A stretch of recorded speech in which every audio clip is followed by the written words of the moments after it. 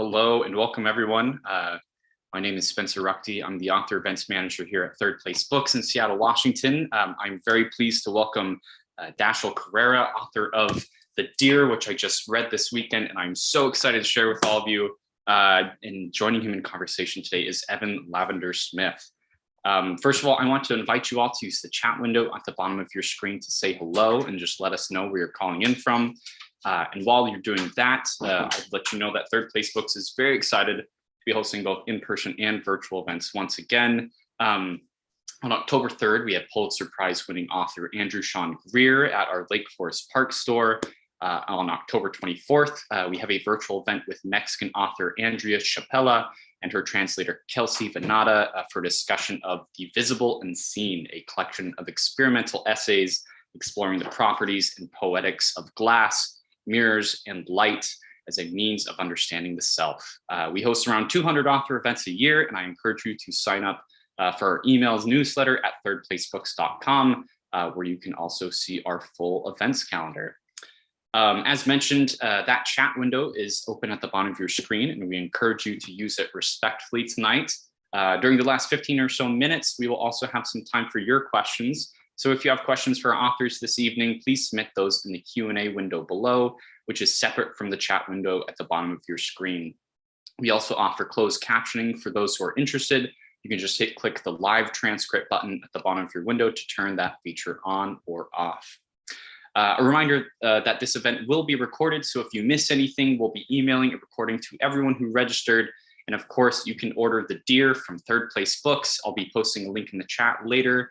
Every purchase you make supports the future of this author series, so thank you.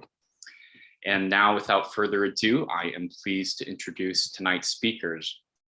Dashiel Carrera is a writer, musician, and media artist from Massachusetts. He has released 5 albums on the label 75 or Less Records, and his writing can be found in the Los Angeles Review of Books, Fence, Bomb, and elsewhere. He received his BA from Brown University in Literary Arts and is currently a PhD student in human-computer interaction at the University of Toronto. Joining Dashiel in conversation is Evan Lavender-Smith, the author of From Old Notebooks and Avatar. His stories and essays have been noted in Best American Non-Required Reading and Best American Essays. They have been adapted for stage and radio and have been translated into several languages. Evan is also the founding editor of Noemi Press and teaches at the MFA program in creative writing at Virginia Tech. The topic of today's conversation is Dashiel's debut novel, The Deer, which has been called a rhythmic, surrealist psychological thriller.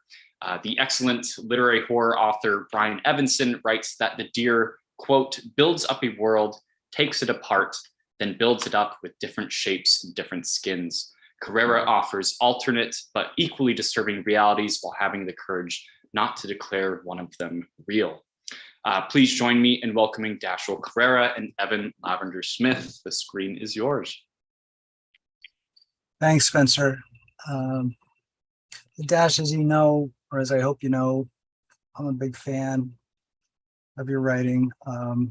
Also, as you know, you're my former student, but I do not plan to treat you like my student tonight. There will be no reading response due at 11:59 p.m. I'm really excited to talk to you and hear from you. It's a big deal when a friend's, anyone publishes their first book. Anyway, what I was thinking is with the way the book's structured, this sort of ribbon conjoined side A, side B, I'm thinking that it makes sense for you to read a while and then we'll chat. We'll emulate the form in the interview. How's that? It sounds good to me. Go ahead and get started. Well, thanks again to Spencer and to Evan here for coming and having me. I'm really excited to be here and to be reading from The Deer and sharing this with all of you tonight. I think of The Deer as very much a novel which is meant to be read aloud. And so I get very excited when I have the opportunity to read aloud and really put it in its essential form. Usually before I dive into the opening section here of side A, I tell a brief anecdote about how it came about, and I'll tell that to you now. Basically, the way that I came up with this first section was that I was on a long road trip with my friend Evan. He called me one morning and he said, I'm feeling horrifically depressed. I have to get out of here. I want to get as far from Massachusetts as we can. So I got up, we go in the car, and we just started driving south for hours and hours and hours, maybe 10, 12 hours. And by nightfall, we were in North Carolina in the backwoods. We could barely see in front of us. Long, winding country road. Couldn't tell where we were going, almost lost at that point. And all of a sudden, we emerged in the scene of this accident. I'll never know exactly what I saw in that accident, but there were first responders going back and forth across the road. There were red flashing lights, there were these puddles of gasoline, a car that looked like it may have been flipped.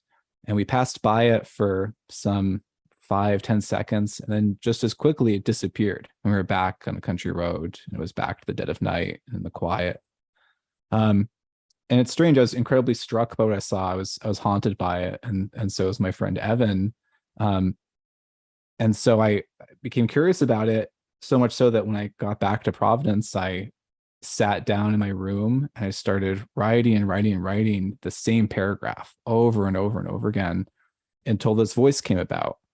And voice was very strange. It was tender and broken.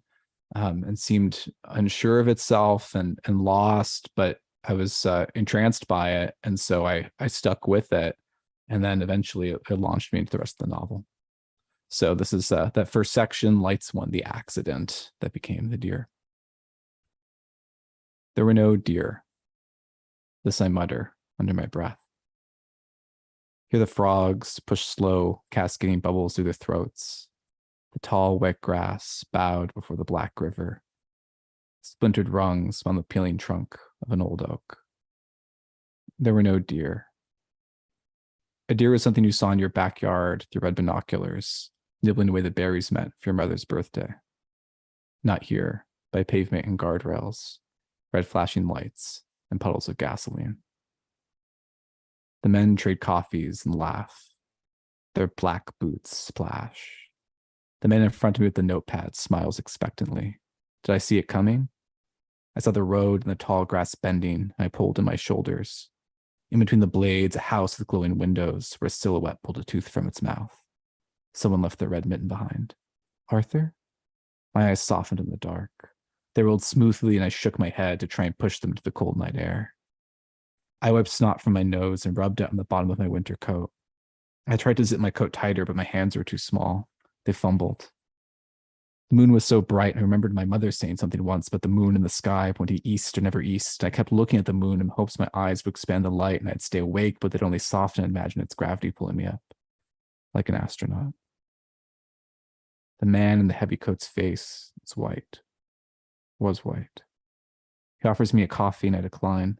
I say I've had enough and he writes something down. A man in orange is jumping out in front of pickups and flailing his arms. Let's start simple, he says, pushing his peaked cap back with a pencil. Okay, I say. What do you do? Physics, I say. Like a teacher? No, more like research. Research, he laughs. Like test tubes? Like Schrodinger, I say. Quantum. Fancy, he says. I'm just coming from a conference, in fact. Did you have anything to drink? Sure. Maybe a whiskey, I say. Real smooth. What kind? I can't remember.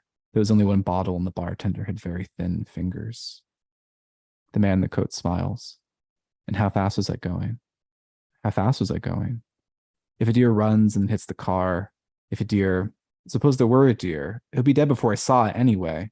If I gripped the steering wheel tight enough, if I gripped the steering wheel and turned out of the curve, away from the deer, the wheel shifts and the car light suddenly shines away, but by then the deer would be bouncing off the car.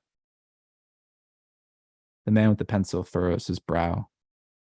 Another man taps him on the shoulder, and they walk toward the center of the flashing lights.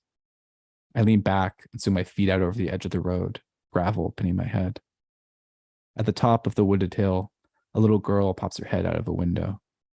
I follow her gaze to an old oak where the red lights flash. The leaves hang limply like a swarm of sleeping bats, noses sharpening to the curve of the rain. I call to her. The light goes off.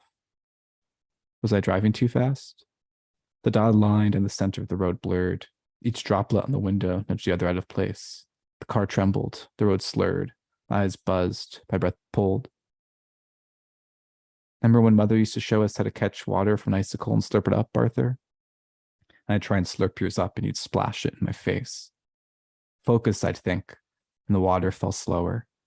I slurped and it tasted like iron, so I pushed it to the back of my throat and it bubbled and I felt cold and my temples stung. Where did she go? My hands are sticky and red. I turn. The red trail pushes back onto the road, mixing with the swirling rainwater and the crunch of the boots of the policemen and the now snipping hooves of a little baby deer, held by the nape in the arms of a man in orange, the glint of a knife withdrawing, one black eye directly on me. That's the end of the first section. I'm going to switch now to the second section here. Lights 3, Our House. This is where the brother character is introduced, who's a real anchor point in the side A. In some ways, he's the character which breeds the least confusion for the narrator. This excerpt was recently placed in LitHub and also includes the clock paragraph, which is my favorite paragraph in the whole novel. This is Lights 3, Our House. My brother Arthur waves to the officers as they drift down the street, calling thank you. I look down. He steps forward and holds me, rocking, hand on the back of my neck. They just called. Something about a deer? No, I say. They told me it was a deer, he says. I know, I say, but it was dark. So, no deer? No deer, I say. Just weak headlights and a long country road. Okay, he says. There's a lot of deer on that road. Okay, I say. I'm very tired. Have a drink. He hands me a glass of cold brandy. The ice cubes slip down my throat. He smiles and sits on the couch. Falling, falling. What was that Beatles song Finny used to sing? Falling, yes, I'm falling. A breathless crack on each note, a spinning strand of blonde hair. And she keeps calling me back again. Everything is where it used to be. The sagging couch, the spot where father spilled brandy. Has it grown? Arthur flicks in the light. The picture frames are covered in dust. There are no pictures. Arthur blows a piece of dust off the record needle, and the speakers flutter. As he stands, his neck passes through the light. Small scar. Do you remember this record? I close my eyes. Yes. Father used to play it in the living room. The ice cubes clinked in the scotch, melody floating on his breath. His boots crinkling as Finny's blonde hair curled over my mouth and she rocked me, whispering, don't be afraid. Yes, I thought, swaying. I remember. Are you okay? Arthur furrows his brow. I look down. My hand shakes, shook. I'm just tired. He swirls brandy beneath his nose and rocks his shoulder to the beat.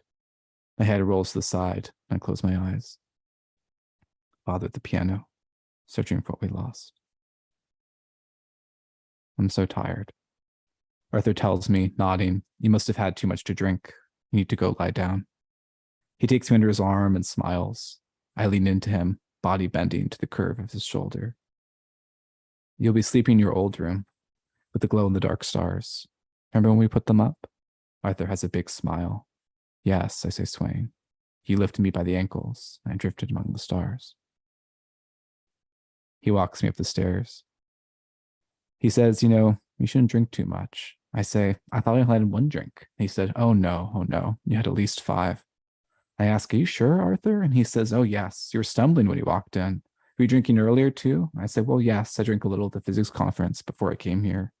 Oh no, he says, oh no, you mustn't drink before you drive. And I furrow my brow and say, I only had one. What about that mixer he put in my drink? He says, you could barely stand when you walked in. No wonder you hit that deer. And I say, no, I didn't hit any deer. He lays me in bed. The pillow wraps softly around my cheek. My words drift off into the starry night. Okay, I mumble. I must have had too much to drink. I hear lights 4, breakfast. In my sleep, I hear crying. I dream tears flood in from the room across the hall, pooling into the door and seeping through the wood. Drip, drip, drip, pour, like water through the roof of an old doghouse, rushing up my nose as I frantically plug leaks with my fingers, hoping father won't find me and pull me out by my hair and bring his teeth down to my neck. I shout, "You're lying, you're lying. I never could have killed him. I loved that dog." Breakfast? Arthur taps the jam. In the gray daylight, adhesive oozes behind the faded glow of the dark stars. "I was going to cook some eggs." "Okay, I'll be right down." On my way down, I stop in the den. I roll a ball of dust between my fingers and cough. The grandfather clock chimes 10 times. A sheet is draped over it. Did Arthur put that up last night? Or was it before? Maybe before.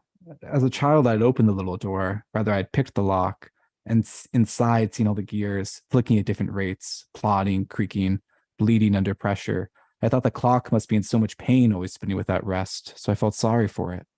I looked at its face and saw its hands curl into a sad mustache. I placed my hand on one of the ticking gears, and it swallowed me, devoured, pinned, and pulled apart my hand between two of its gears. And I screamed and pulled, and the gear popped out, and I twisted on the ground, holding my wrist as the great gold pendulum swayed in a figure eight, crashing into the sides of the box, ringing slowly. 1, 2, 3. I count. 4, 5, 6. I'll stop there. That section. Thank you. Sorry? I was just going to say thanks. It's so good to hear you read. I mean, you're right. It's meant to be read aloud somehow, right? It's really good. Thank you. Actually, I think it's a good segue to, like, I mean, not only my first question, but maybe my favorite thing to talk about is, music and writing. My favorite novels, and just favorite writing tends to be things that, that somehow engage with the relationship between music and narrative form. You feel it's somehow discernible, felt, but I don't know, also elusive, inscrutable, mysterious. I feel that in the Deer and in your writing. I know we talked some in the past about this. Just that relationship between music influencing writing, and maybe vice versa in your case. And you're a really good musician. I'd love to hear more about that. I'm sure others would too. I think, this maybe some more context would be, the Deer is, I mean, it inheres in the structure of the Deer in the most obvious way, right? Like A section, the tracks, hidden track, B, its lessons. But I see language bearing on form. In other ways, I see it, in other ways, structurally, formally. I also see it as we just heard in content itself. I wonder if you just might talk about your thoughts about the relation between music and writing, but maybe generally, like, where does that impulse come from, or where do you see it in others' writing, and just why music is important to you when you write? Yeah, I think often when I hear writers talk about music, they talk about lyrics, and there's this sense that the music sort of follows up to the lyrics. I'm the opposite form of songwriter and musician. I really always write the melody first and the chords first. And the songwriting process occupies a proto-linguistic space in which I can feel the contours of the language and already feel emotively moved by those contours before I have kind of a clear meaning in place. And the fact that that's possible, I think, is really very present even, in pop music. I think most of pop music uses sort of those contours of melody, and oftentimes the language is more of an afterthought or just a means of contextualizing whatever that emotional movement is. That has such a bearing on my writing and the way I think about it, because I imagine this space and know that language is capable of taking on this formal patterning where it's incredibly evocative in a way that seems to escape conceptualization, where the language itself seems to be emotive, not strictly in just describing a particular alternative reality which we're moving through, but emotive merely by its rhythm and by its patterning. I think for me, a lot of writing generally, but certainly writing the Deer, is finding that patterning. And that's kind of what I get excited by first, is finding some kind of voice or cadence, which really excites me. And then just sort of pushing through that and trying to understand what narrative can come as a result of that, rather than maybe the other way around. As for other writers who've done that, I think many writers think about it, but there's no question that I think Beckett is very much the master. We sort of can really feel the pulse of his writing, or McCarthy as well, where I feel like I'm just, and I will also say Coates, J.M. Coates too, where I feel like I'm being just pulled through the writing. And I feel like I'm so entranced by the voice that I'm willing to let it take me virtually anywhere. And the narrative motions are almost meant to clip through the voice, or to move the tempo of the voice more so than to describe a particular plot, if that makes sense. Absolutely. I guess that all of that sounds exactly right to me in my thinking about the deer. I wonder though, as a musician, does it go the other way? I wish I were the musician that you are. I try, it doesn't work out, but I wonder about in the creation of music, say, are things in narrative or narratological sort of ideas influencing music? I'd love to hear about that, if even briefly. Do narratological ideas influence music? Yeah, I think definitely like structural ideas often come about while writing music, and I think in that sense often. I was thinking recently about some songs I've done in the past, because someone brought it up to me, and was very fond of a particular song I wrote, where usually sort of pop songs follow kind of A-B format, where you have like a verse that's sort of down tempo, and there's the B section, which is much more up tempo, and basically every song follows that format, and they just sort of switch back and forth between those. But as a songwriter is always very obsessive with trying to subvert that in some way, and find some way to either just go up tempo once and then stay that way the whole song, or to try and like flip it and stay down tempo the whole song. I'm reminded in saying this of the band Low, which famously during the grunge era used to get booed because they would play so quietly, and in response they would play even quieter. That was their punk rock moves. thanks. It reminds me of, Miles Davis turning his back on the audience. I was so impressed by that. I don't know what the corollary is for a writer.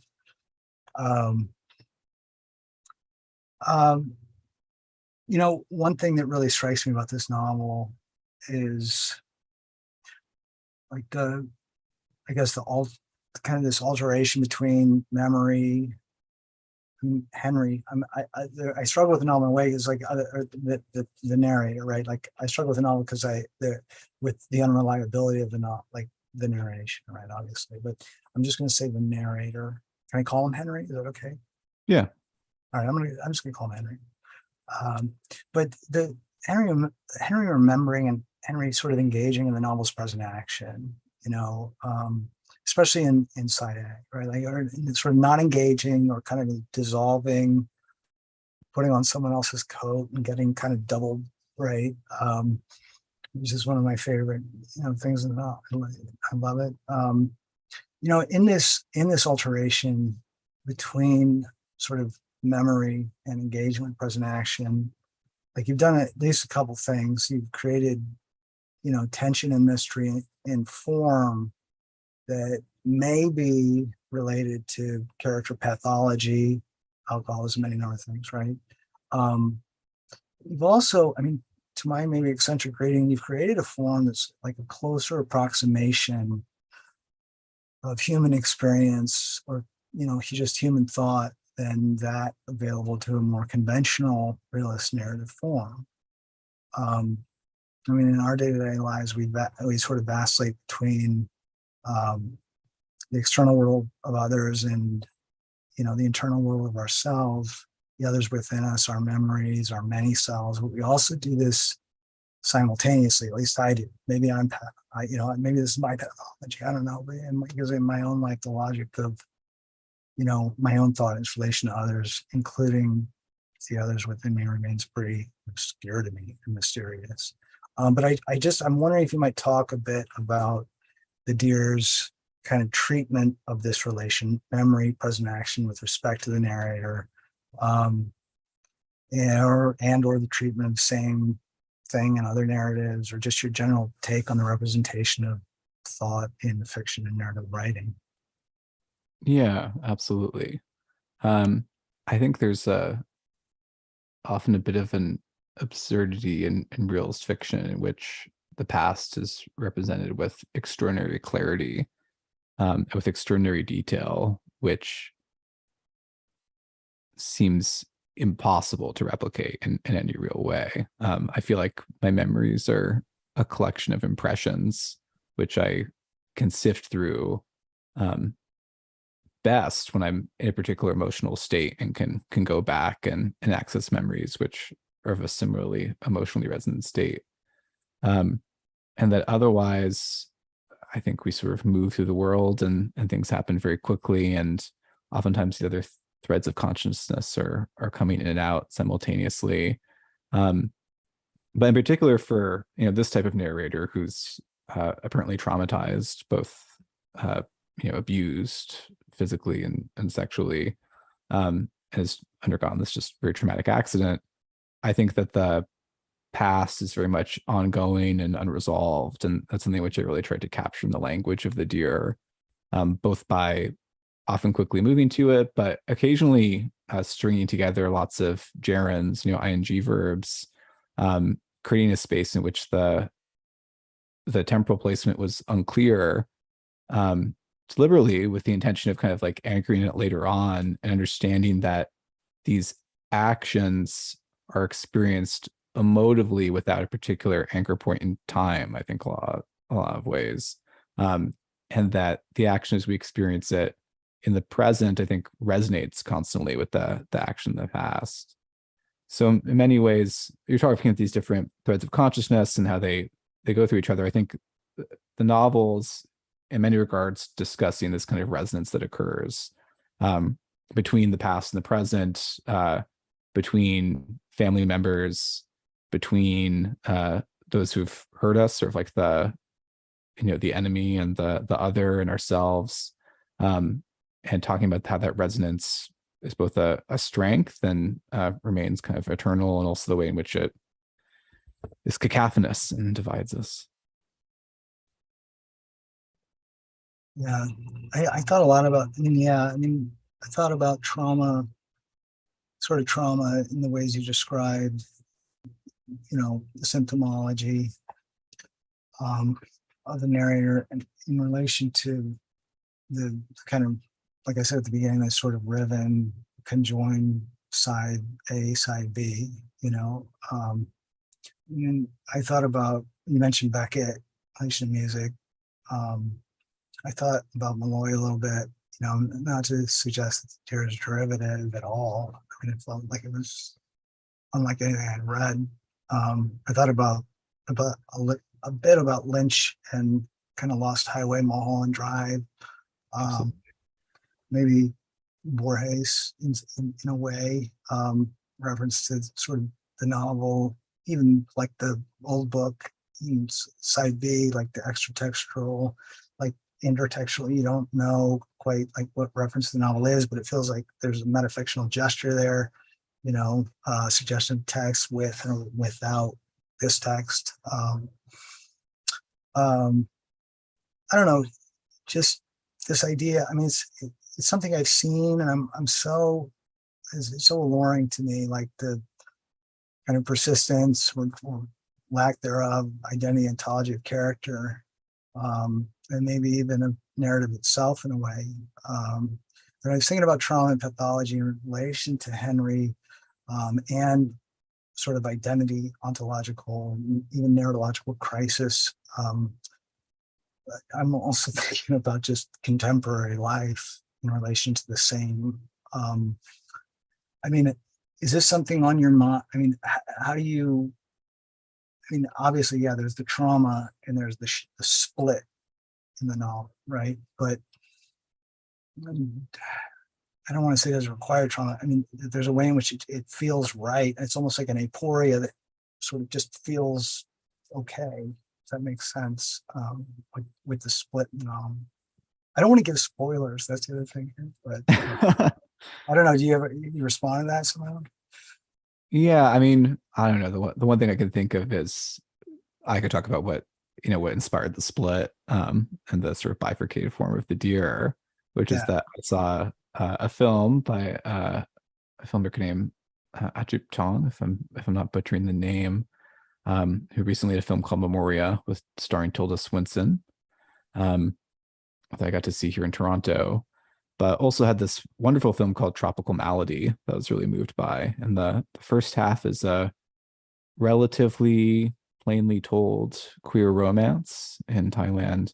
And the second half is magical realist and talks about this strange beast, which is capable of shifting in forms in the dead of night, but which mostly seems to take on the form of a tiger, which is being pursued by a man through the woods. And I saw this film and was so struck by the way in which the two narrative halves resonated metaphorically and really felt like they couldn't be taken apart from one another. They really seemed to be twins, fraternally or otherwise. And I was amazed also by the ways in which it just kind of forced me to look beyond the text, if that makes sense. Like I felt as if I started searching for patterns or for resonance between them, and sort of the shadows that they cast on one another, rather than worrying myself with the particular narrative occurrences of each. Because by pairing them, I was forced to begin this process of sort of searching and looking for resonance and going beyond the text, and occupying this metaphorical space. And I think in some ways that's the kind of resonance which the deer strives for, obliquely or otherwise, in which there's these two narrative lines which, on the one hand, seem like different in terms of tone and content, but on the other hand have this, I would hope, kind of intermingling resonance, which spurs readers to go beyond the actual narrative content and look for kind of what's beyond the page. Yeah, thanks. I mean, that's I wish that every book did. I wish snobbish thing to say. I have maybe two more questions. I really like sort of theoretical. Like I love reading in physics, right? And, it's here, right? I mean, he's a physicist, and I'm also now I'm thinking again with Schrodinger's cat and just the bifurcation of the novel, right? Like that it's there or not there. It's there. Both are there at the same time. So I rewrite it today. I was thinking about that. But I'm just wondering. I mean, having read some of your other stuff as well about kind of the bearing of sort of science and physics and quantum mechanics, and I'm thinking about like many worlds theory and any number of things, but just the bearing of sort of your learning and reading in science and your writing of fiction. I mean, oftentimes I'll look at books, they're sort of touted as like, this is, I'm going to name names, but it's sort of, this person knows a lot about physics or science, and here, but it's not quite as exciting to me. There's a way in which you do it in your writing. It's kind of in the background or arises from character or something, way I really admire. Just wonder how much goes into that thinking. Is it just, something something you put in, or I mean, to what extent is it influencing form, decisions, any number of things? Yeah, I think in the Deer, I attempt to reckon with a lot of those large questions spiritually or intuitively, which might be the sort of feeling that you're talking about, where, I've gone through, I make sure I have a solid grasp of what's going on, But there's always this question of what bearing does quantum physics really have on day-to-day experience? It's this sort of highfalutin or complicated model, which is difficult to apply in an intuitive fashion. And so oftentimes in science writing, there's this difficult process of figuring out how much watering down you can get away with to the reader, and what audience will sort of accept that. And sometimes it's done to wonderful effect. There was that book, When We Cease to Understand the World, that Benjamin Laboud, I think, put out this past year, which was really well done. But I think in The Deer, it's really trying to bring it in closely to memory and understanding this massive epistemological shift that happened for me, and I think happened for the world, following the release of like Gödel's incompleteness theorems and these new models of relativity in the early 1920s, where there was this huge, rather exciting academic search where everyone was looking for the fundamental principles of mathematics and trying to find ways that everything could be proved and would be completely logically consistent and effectively would obsolete the existence of a lot of these other fields in the long run if it was done perfectly. And then the Gödel's incompleteness theorems came out, and it became apparent that you had to have some kind of axioms in order to have a logically consistent system. There had to be some kind of assumption, no matter what. He proved it definitively, which meant that if you had any kind of assumption, you're sort of taking this leap of faith. Which for me, when I found it out, especially being as a young person, I was much more hardcore positivist and obsessed with mathematics and science and trying to prove everything logically, was like a spiritual crisis of sorts, and left me depressed for a while. But I think in many ways, the world is still reckoning with it. There's still, if you take physics, you still learn Newtonian physics, which is sort of this vague approximation. A lot of the times in STEM, people that go through it are not taught that there are these basic assumptions which they're making, and are not taught to interrogate and question the world around them. I was just in a course last week where we're trying to introduce to computer scientists this idea that there's no such thing as raw data. Like, there's no such thing as just data that's totally raw. You have to have some kind of epistemological lens for interpreting information. It's not possible to do it without some kind of assumption. And that's a huge shift, and that for some reason it's a big gap in our knowledge, and it's led to all these ethical quandaries. I'm sort of rambling now, but I would say that The Deer, in large part, is trying to really reckon with those questions within the body of lived experience, and trying to understand what that means for narrative, what that means for memory, what that means for what we can and cannot to be true, I can and cannot know to be true, and really try and move with that. I think understanding kind of these dreamlike peripheral visions, which we're often prone to ignore. Yeah, I think I feel it inheres in the structure in a way that I can't quite articulate, but it's there. I think we should open up for Q&A. The last thing I wanted to say, maybe before we do, is just that I was thinking about Dash today. I believe he was the last person to ever interview John O'Brien, who is the editor, founder of both Dalkey and Review of Contemporary Fiction. And if we do have a chance or someone wants to follow up, I don't think I've really talked much to Dash about that experience, his interactions with John, and what that interview was like. But anyway, if we don't get to it, I really appreciate that you did that, Dash. Thank you. Thanks, Evan. Actually, that's funny, because that was one of the questions I was going to ask. As we wait for audience questions to come in, I would, Dash, love to hear about your history with Dalkey Archive. As a bookseller, I mean, this is a press that's deeply important to me. It's one of those books, or one of those presses that's kind of in my pantheon of literature. Anything they publish, like, I will read, and I know I'll enjoy, if not love. But yeah, Dash, would love to hear about that interview with John O'Brien and kind of your relationship with the press before you started publishing with them. Sure. It was exceedingly strange, would be the first thing to say about it. It came about through Evan. So Evan told me that he had caught wind that Open Letter and Docky were thinking about merging.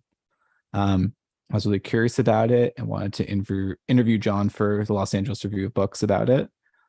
So I emailed him and he was immediately receptive. He was very excited. I'll never know exactly why. I'm very curious about that because he seemed like otherwise a pretty busy guy, but he was really, really excited to do that interview and really hopped to it immediately. I remember his messages coming in all matters of fonts and large print.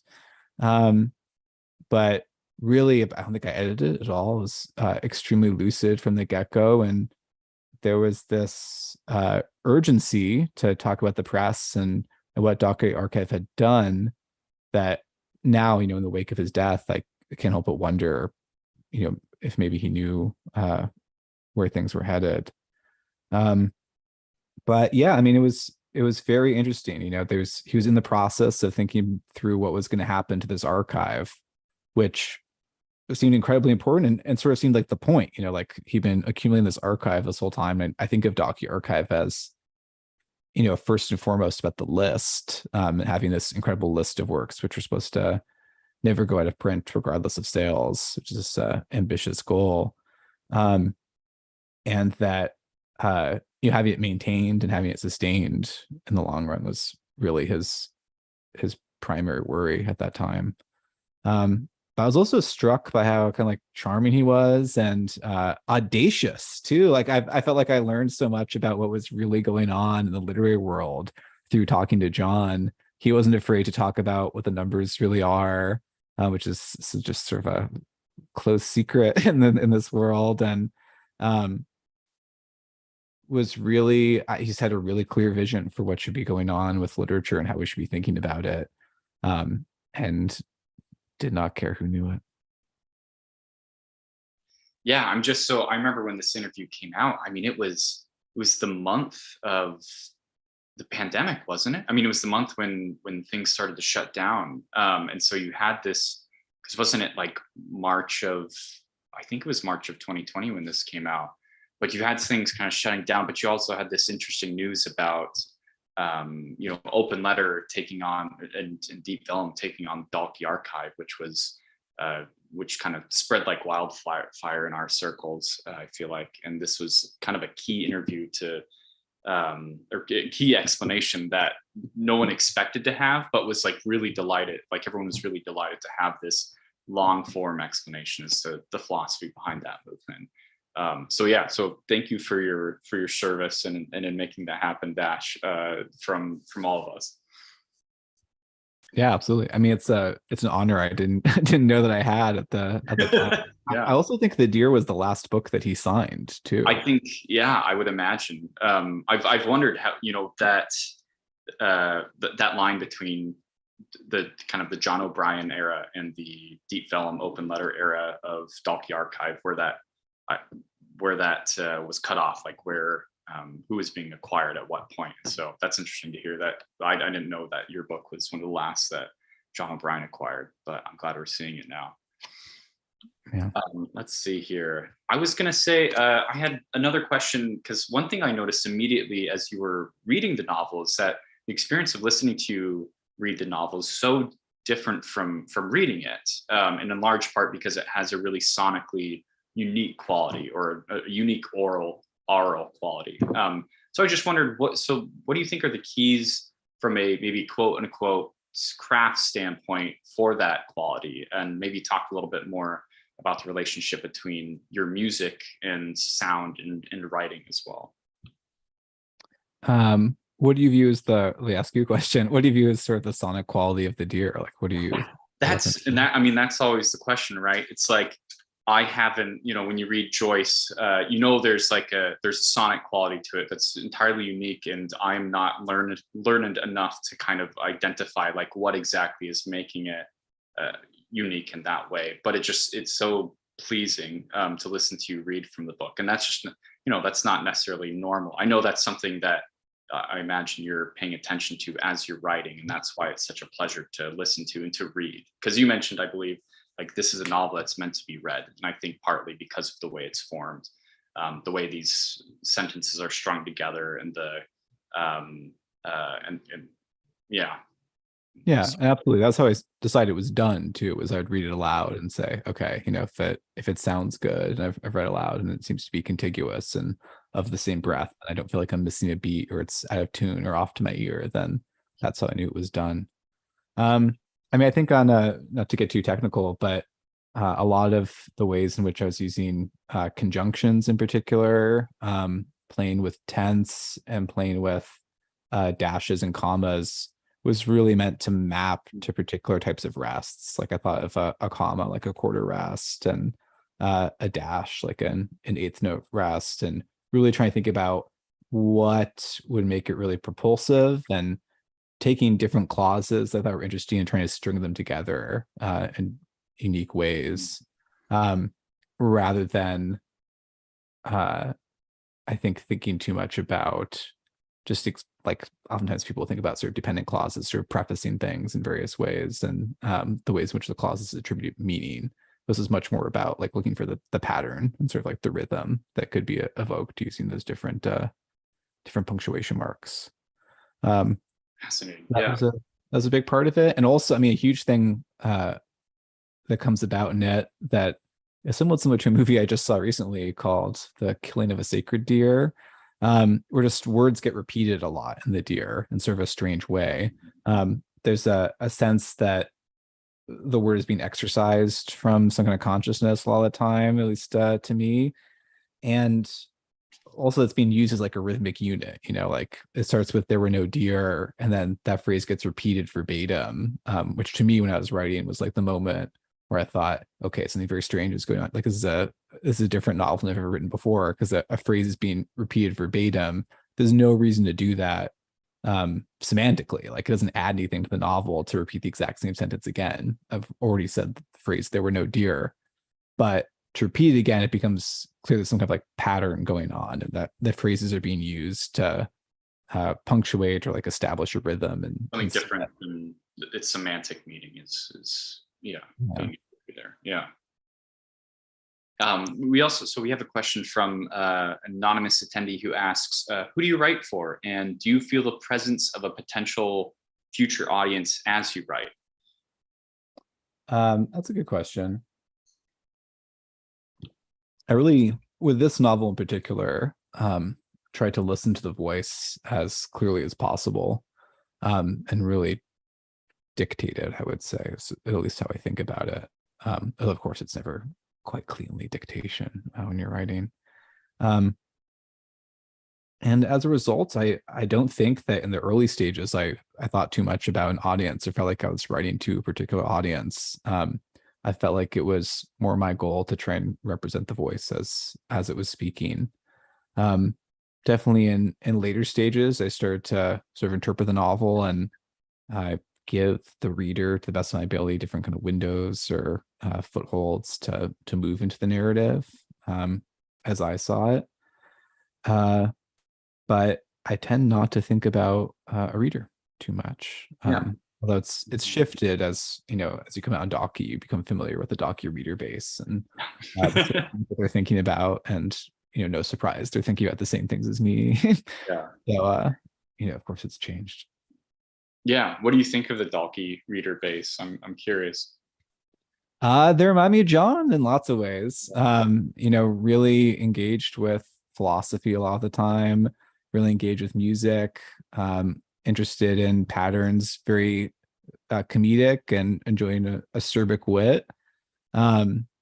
And also this kind of audacity, which is sort of, it's sort of like Bernhardt's work is like this in many ways, where it's just sort of like a one voice kind of just talking and sort of like speaking its mind. And that was often the sense with John. There's a real sense of candor. He was telling you exactly what he thought. You knew that there was no balancing or attempt to compromise to whatever you wanted him to say. Like he was going to tell you exactly what he thought. Yeah.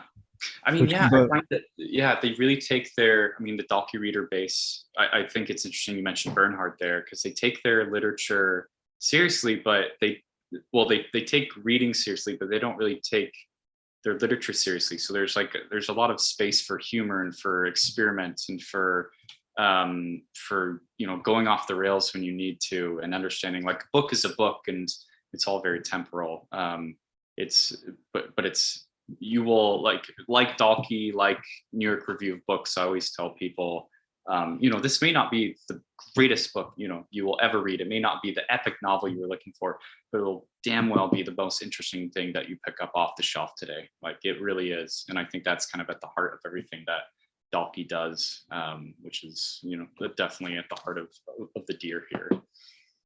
Absolutely. Yeah, when I'm losing faith in literature or becoming bored, I immediately turn to the Dalkey archive to loosen things up for me. Well, wonderful. We will close things off there. Evan, do you have any last remarks you'd like to give before we close out the night? No, just that I'm really appreciative. It's been great to get to know this reading series and you and Dash. I am so happy for you. I think it was so much fun to read the book again. Congratulations. Yeah, thanks so much, Evan. Yeah, and thanks so much, Spencer. Great to finally. Of course. This is my pleasure. It is always my pleasure. Well, thank you for everyone watching. We will, like I said, we'll be sending this recording out to everyone who registered. So you can watch this again and again and again. But we really appreciate all of you coming out, and thank you so much, Dash and Evan, for your time tonight. Thank you, Spencer.